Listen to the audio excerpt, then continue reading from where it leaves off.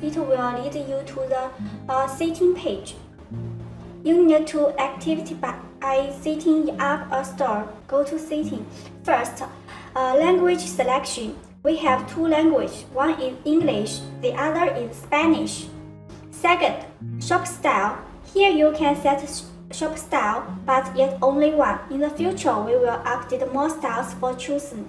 Third, logo setting. A logo can make your brand deeply rooted in your customers. We have the recommended size. Fourth, fill icon setting. Fill icon is a small icon displayed on the left side of the browser's address bar, which is convenient for distinguishing different websites. The image format uploaded by fill icon is icon format. We also have the recommended size.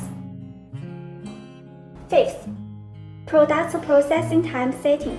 It will be displayed in your store and is the estimated processing time for customer orders. That is the estimated time when you actually receive the Nihaojewelry order. Please fill in according to your purchase experience in Nihaojewelry.